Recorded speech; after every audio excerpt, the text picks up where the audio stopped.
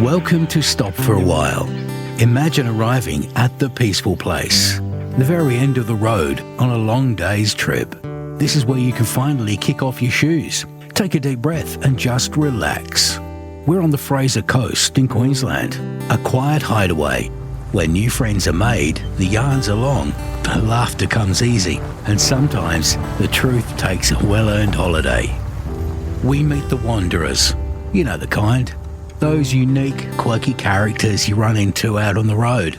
They're the reason these stories come alive. They're made for that magic hour, when the tent's finally up, the caravan's level, and you've got a cold drink in your hand. We talk about what happened on their journey, whether it actually happened that way or not. But that's half the fun, isn't it?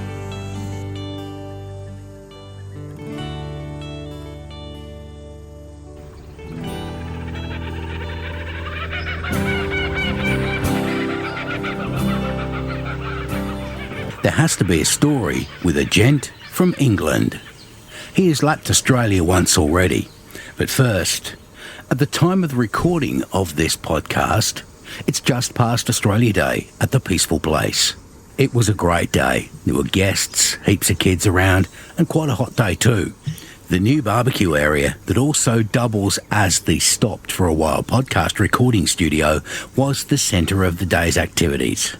The story for this episode was actually an Australia Day pre-party where a few gathered together to shoot the breeze as the final touches were added to the barbecue area. Past my mate's brother, Rob Benson. Right? Yeah, and that's what shocked me. He looked like my mate Rob Benson from up... I said, mate, you look like my mate Rob Benson from up in... Who does it look like? Rob Benson, my mate. Who's Rob? Your mate? My mate, Okay. Rob Benson. Not Laffer. No. My mate Rob Benson. From where? Your poon. You got it. You were listening. Yeah, Rob ate dinner last night. We know. Proper. We bought ice cream, didn't we? We did. I could actually buy flavoured ice cream because Riker wasn't with What are us. you doing? He just has white ice You cream. can't come over here. The Japanese ice cream doesn't melt. You got a good sized tribe there, Ads. I don't mind. Oh, good. Thank God, he says. But they hire different whites. Renzo, behave yourself. You dare so. Oh dear. Well, if they have the other kids. That was funny. Well, it's never a dull moment here, you know that. Never. That's, Hey, he's bad. Oh, geez, you're starting Wendy's looking straight at me. I was just trying to work out how far along you are. Unbelievable. I saw a little video clip on YouTube today, and there's this little boy and he's put a balloon or a ball or something underneath his T-shirt, and Mum said to him, "Are you pregnant?" And he says, "No, I'm a boy. I can't be pregnant." She says, "Yeah, you look like you're pregnant." Yeah. "No, I'm doing Dad." And Dad's sitting on the ice beside him. Dad's I'm doing a Dad. No. How do you catch a polar bear? How? You cut a hole in the ice and you sprinkle peas. This is my son's favourite joke. When he was like 5, Right. 7, sprinkle peas around it. When he comes up to have a pea, you kick him in the ice hole. I told my dad. Oh dear. Australia Day was a great success. More stories were told, and maybe they should stay on the park, unless I can clean them up a little bit. Others, they're just fair game. But that's for another episode. Mark is an ex-British serviceman.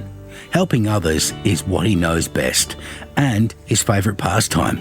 He also has a great nickname. You've driven in here and you've stopped for a while. That's right, yeah, literally. We sort of plucked it out in the air and said, right, OK, that looks good. I had a quick look online and there it was. Yeah. I don't like big sites. I'd rather go to a smaller site.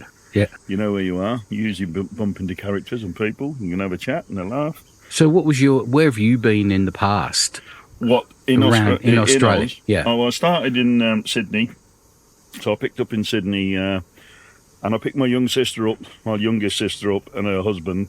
Yeah. Her husband suffers from Parkinson's disease, so I come across this time to do a bit of a road trip for them. Yeah. because they wanted to travel around a bit around Australia. Well, they're not confident about the driving side of it. So I said, well, having been a couple of times before on my own, I thought, right, well, I'll come across. So I'm giving them a 5-week road trip towards Darwin, and then they're going to travel back from Darwin down to Perth and then fly home. And I'm actually going to stay in Darwin for a few days, and then I'm going to travel back down to Sydney. And once I'm back in Sydney, then I'll fly back to the UK somewhere in the middle of February. And you said you've been here before. You've done a few laps, have you? Yeah, well, I did sadly in 2023, I was at home doing my normal thing, doing my normal work, own a small business and worked as a transport manager. And I went to work at 6:30 in the morning, took my wife a cup of coffee upstairs to bed and said, see you tonight. And that was the last time I spoke to her. She died that day. So August the 30th, 2023, she died. I walked in to find her dead on the floor. And yeah, that was sort of the beginning of the end of normal, really. So I just said, that's enough for me. I gathered my sons together. We did all the funeral and bits and pieces, and then I said, I've just got to get away. So I just threw my hand in with everything, packed up work, packed up everything, and just said, right, arrived at Heathrow, bought a ticket, and arrived in Australia. I thought, what can I do when I get there? So I hired a van. So I hired a van and started driving. And I didn't stop driving until 90 days later. And then I'd been round, so I'd gone up to the top. I'd met up with some friends from the armed forces that I hadn't seen for over 30 years. And then drove back down through to Alice Springs, went to Uluru for a couple of days or a few days, and then went back up to the top end, and then drove back round to Sydney. That was my first lap. And then the second lap I came back across the following year and came across to Perth. And I went from Perth up through Broome and across to Catherine, then down the centre again. Flew across to Barley for a few days and then came back into Darwin and then drove back through the middle, down through Cooper Pedy, across at Cooper Pedy, round the Nullarbor and then back into Sydney. Crikey, you've seen just about everything that on everybody's bucket list. Well, we tried to, or I tried to, you know, but I like the travel on my own. It's time to think, bit of solitude. Getting back to the UK was a bit of an eye-opener, because then you've got to get back to what they call normal is, and I don't understand the word normal anymore. Normal is the new... it is the new crazy, yeah, and it definitely works. But, so I was quite a high-powered man in my field of health and safety, explosives, various bits and pieces, and I backed away from all of that. And I now work on a golf course 5 nights a week, picking up golf balls. Oh, really? And I love it. Wow. I drive a tractor, I pick up 14,000 golf balls a night, and I wash them, put them back into the pen. So I go out and work at 10 at night, and I finish at 2 in the morning. And me and the dog run the house and the fish ponds and bits and pieces, and there it is. There's the simple life. Yep, wow. And it's simpler the better. I've still got a small business running, which I run with a couple of friends. We called the Sunday Morning Group, and we set ourselves up. So we do transport management. I do forklift instructing and driving assessments, and we also buy and sell loads of logistics. Oh, right. So that's that. So you're the organizer of the. I'll take that, and we'll get it to there for you for a price. We buy and sell loads. Somebody will have a load for sale to go to Manchester, for argument's sake. They'll want £500 or £600 for it. We'll pay the £500 or £600, and then we'll phone around and we'll sell it. We'll never drive it there. We haven't even got any vehicles. No. But nobody needs to know that. We buy the loads and then we sell them. And sell them on. And we might only make £20 or £30 out of it, but £20 or £30 10 times a day pays your bills. It does, exactly. And you mentioned in just a little while ago, armed forces. Yes, I was. Yeah, I was a. So when did you join up? When I was 16 as a Borstal boy. Yeah. So I was a bit of a lad. I liked a good fight and I liked a good laugh and a joke, but I was always in trouble. And being the big lad that I was always the one that got picked out. So the final straw for my family was that I got taken to court, and basically they talked about going to juvenile prison or Borstal. Yeah. Or the armed forces, and you had to answer very complicated questions. What colour is grass? That'll be green. What colour is the sky? That'll be blue. Right, you're in. And I was told I had to serve 3 years, and I stayed 18. So. Oh, okay. So, what, you sort of liked it, or it was just I loved it. Absolutely loved it. I the liked lifestyle? Yeah, I Or- liked the lifestyle. I liked the discipline. I liked everything really about it, and it did shape me. There's no two ways about it. And They've often talk about mateship within that. Was that part of it for you as well? 100%. You don't get friends like you get in the armed forces. I mean, I've still got friends now that I've not seen for 20 or 30 years, and I know if I phoned them today, they would be here. Yeah. And I've had that demonstrated. I've got very good friends up in Darwin. He was a good friend of mine in the armed forces, and he ended up with cancer quite badly in his legs. And his wife that's with him, or his wife that's up there in Darwin with him now, was the nurse that nursed him back together in London. And they decided to get married. They got married in the UK with my wife June and ourselves. They wanted to have children, but were told they could never have children because of Ivan's cancer. Well, Deborah, being quite clever, said, well, why don't we go for IVF and see if the army will pay for it?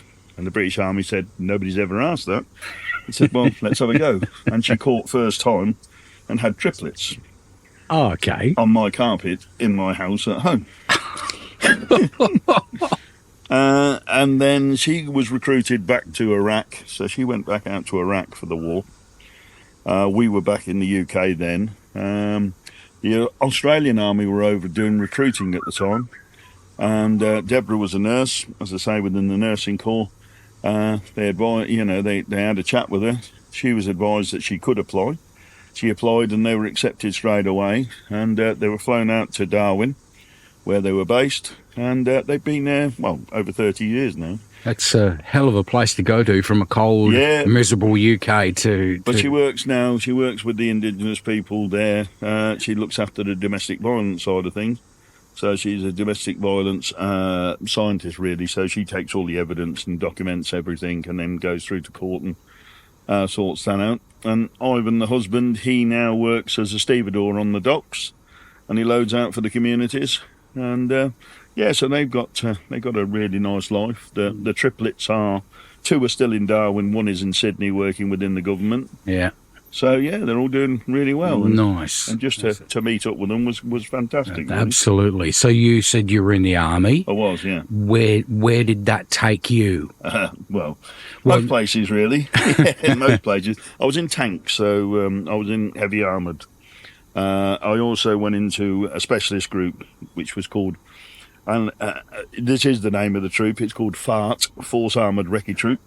And I travelled out into Belize, so I lived in Belize for 18 months in the jungle, working with the Special Forces out in Belize, our British Special Forces. And then, Northern Ireland, Iraq, various other places around. We got about.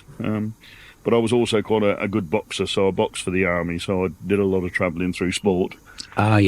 Which was... That always, even in the Australian Army, we have friends that have been in and what have you, and they're always, Wednesday afternoon was the... Wednesday afternoons was the sports afternoons. Yeah. And the higher you rank, the easier you got to play golf. we came across 10-pin bowlers. Yeah, no, we did golf in the golf afternoon. So what happens on a wet Wednesday afternoon? The 19th? Yeah, indeed. We very rarely got out on the 19th, actually. But, my golf handicap not got any better, but my drinking got a lot better. But socialising. I mean, again, with all things with the armed forces, socialising is the key. You're very good at the job. The one thing that most military people, it doesn't matter whether they're this side, that side, or any other side, they only ever talk about the good times. They don't talk about the bad. Yeah, I guess that's the key, is the mateship and the. Do you remember when we did that? Do you remember when we do that every day? And not that didn't happen, did it? Yeah. The swinging of the lamp is the story. So you usually get called the swinging of the lamp. So we sit down and swing the lamp and talk about this, that, and the other. The bits that you don't want to remember or you do remember, you keep to yourself. I always say with places that you go and you do the job that you're paid for, I count vehicles, I don't count people. Okay, yeah. If they ask me to kill something, it's usually a vehicle. Okay. So That's good fine. enough. Yeah, that's good enough. Exactly right. Do you were asked to pardon the expression, big-ass tanks? Yeah, it was Challengers. Yeah, Challenger tank, which is the largest British military tank. And obviously on Scorpion tanks, which was the smaller stuff, which was the quick nippy stuff. Yeah. So yeah, I sort of covered the gamut all the way through. So it was a good, interesting life. From my side, I was in the UK before I emigrated to Australia, and we were in through those nasty times through Northern Ireland. Yeah. Were you involved in that? I was indeed. Yes, I did 4 tours over there. Yeah. So yeah, interesting times. Oh, it would have been. And I shouldn't say this, but I'm going to. It was actually nice to be paid for what you enjoyed doing, which was, we used to get involved with the locals quite regularly on a fairly face-to-face business, and didn't get into trouble this time. You used to be able to get away with it. Because that's just come to me that a lot of this is that the locals are the innocent bystanders for a few core radicals in all events, whether it be Iraq or whatever. In a lot of ways, but unfortunately it's inbred within the groups, the various groups. I mean, it isn't just the IRA, it isn't just this or that. It's within the whole system. If you're born into a certain area, then you're expected to perform to a certain dance, and if you don't, then obviously you're picked out quite quickly and punished accordingly. And we see it, we do it, we've heard it, and it's not pleasant, but it's the way the world works, unfortunately. Hey, back to your holiday. Yep. Do you always travel around in the what you'd call the Winnebago RV type of thing? Yeah, I do. I'm one of these people that I do like to travel on my own. Obviously, my wife and myself and the family, we used to travel all over Europe and have holidays with, special friends and various bits and pieces. But I've always been a self-sufficient loner as such. I can usually turn my hand to most things. I can usually find what I need. As I said, I can't find my way around home, but I seem to have managed to get round the lap here quite well. So, I've made mistakes and I've gone the wrong way, but they're the right way for the right reasons. And you get to where you're going to. Definitely. And they often say, what's the expression? It's not the destination, it's the journey. Absolutely, it's the journey in between. I think the most poignant thing that from my first visit, as I said, was due to the loss of my wife. I went round to an area called Port Germain down in Western Australia, where the blue swimming crabs were, and it was Christmas. And I pulled into a little site, very much like this. Yeah. And there was a guy by the side of me, and he came over and he introduced himself, and his name was Clarky, and he was a lorry driver, and I went, which made things quite interesting. Yeah. So we was having a chat, and he said, "Oh, the bloody crabs aren't coming," and he said, "I'm going round the pub." I said, "Well, I'll come with you." So we went to the pub and we'd had a good few and we were laughing and joking. The guy that owned the pub wanted us to stay for Christmas Day. So he said, "Come for Christmas dinner." So he said, "Oh, that's fantastic." And there was a young couple, I'd say a young couple, in their 40s by the side of us in another van. So we all went round to the pub and we had a really good day, Christmas Day, and this, that and the other. And I have to say I was fairly loaded. Woke up on Boxing Day morning to find the lady of the caravan by the side of us walking up and down. Now, bearing in mind, my wife had only passed 12 weeks before. Yeah. I said to her, "What's your problem?" I said, "You seem to be a little bit concerned." She said, "Yeah, I think my husband's died." And he actually died in his caravan, the other side of me. And you're sort of sat there thinking, this can't happen twice, but it did. And, so I spent the morning with the police and the lady and then travelled on. But, you don't think that can happen twice, but it did. And, he just passed away in his sleep. But we did have a good Christmas Day. So. Oh, well, that's it. And that's how you look at it. You always look at the bonus side of it, not the sad. Exactly right. So you've been to lots of parks, such as this, because you said you like these parks.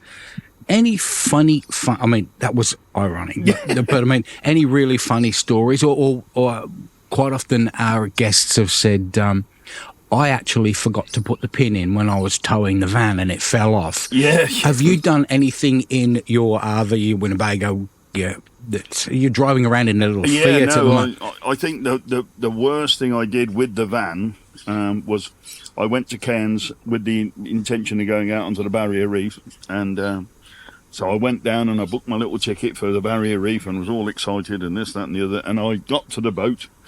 So I parked my van just outside and I'd locked it all up and I'd got my keys with me.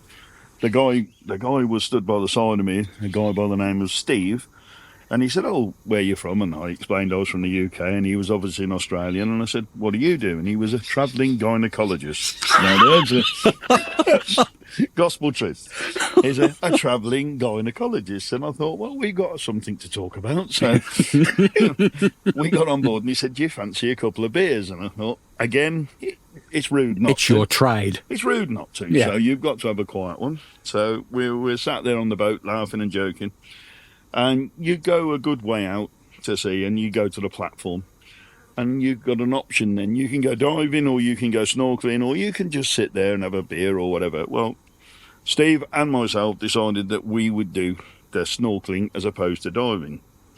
So they're giving all these announcements out on the boat and this, that and the other, and then you have to get a ghillie suit on to stop the little stingers. Oh, great. Started taking my clothes off, and then I heard this clunk, and it was the van keys that went straight out of my pocket, straight onto the floor, straight through the gap in the middle and into the reef. And I could watch them, because the water's so clear, I could watch them floating away. That's my entire home. Everything that I owned is actually in the van. I've got no way of getting there. And fortunately, there was a little French girl, absolutely stunning girl, and she was already dressed up in a diving gear, and she went down and she rescued my keys from a jewfish that was literally gone down and was chasing it, and she literally managed to. So the keys came back, so we sat and had a few beers and a glass of wine, and you said thank you. Yeah, we did, yeah. That's an amazing story. And that's, as I said, under my heart. It was quite comical, because I just had visions of phoning up and saying, "I've got my van, but I haven't got any keys. Where are they?" On the Barrier Reef. I think that there's the episode title, Steve the gynecologist. Oh, that's amazing. But yeah, he was a lovely guy, Steve, and he just travels around to various hospitals around Australia. He only works so many weeks in the year, travels, does his bit, and then goes off again to another hospital. And yeah, he's a fantastic guy. What a way to go! Not so much the job, but yeah, that would be great. So you're moving on today? We are. We're going to move. Well, we've got a bit of a dilemma, obviously, because of the weather, because we are aiming to go back up to the top end. So it's now a choice. We're going to head towards Mackay now, but we're not going to get that far tonight. But we're going to see how far we get up tonight or today, and then keeping an eye on the weather, because obviously they've got some quite severe flooding. Options are that we can cut left and go across to Alice Springs and cut up. Again, adds quite a bit of mileage on, and it takes away the beauty of the coastline, but safety first, as they say. Exactly right, because it's going to be a few days, isn't it? It is. It's going to be a few days now. I mean, the plan is to get to the Barrier Reef again. My brother-in-law it's his 65th birthday, on the 20th, so we'd like to try and get out onto the reef for that. So you can have a bit of a celebration. And as I said, it's nice to be able to sort of not give back, but it's nice to be able to share with family members, and especially people that are struggling a little bit with obviously their health and this, that and the other. So I'm enjoying it. It's a totally different holiday. Yeah. It is. I mean, you feel more responsible for others than you do yourself. So I mean, I never worry if I get lost, and if I got lost in the park, it wouldn't matter if I'm on my own. But if I've got somebody with me, that's it. It's a bit of explanation. That's right. But you still got somebody to have a beer with. Absolutely, yeah, absolutely. And as I said, I mean, I sound like an alcoholic, but no, I'm not really. I like a drink, and I like to bump into people. And I will say this, and it's not because I'm sat here. Possibly the friendliest country I've ever come to, the most helpful country I've ever come to, and a country that I wish I was 20, 30 years younger, that I would quite happily move into tomorrow morning. I mean, and I've had the experience of travelling around the world, and I've met some fantastic people and been to some fantastic places. But I would put this in the top 3, if not number 1, definitely. And that's the truth. The morning just drifts in, slow and easy, like everything else here. The tents get packed up, the hitches get hitched on, and some folks roll out, while the wise ones hang around for a bit, watching the dust settle and letting those last stories float through the quiet air. But that quiet never lasts for long. The road always brings a new storyteller, someone looking for a place to rest and share what they've seen. And when they stop for a while, their stories become part of ours. Stopped for a While is written and produced by Macmouth Media. Original music was written and performed by Ben Clayton, with special thanks to Rob Laffer, the man at Serenity Caravan Park. If you like these stories, please rate, review and share them so we can tell them everywhere. And hey, we'd love to hear from you too. Just drop us a line, stoppedforawhile.com.au. Send us an email or on Instagram. And now it's time for another cool drink. Thanks for stopping for a while.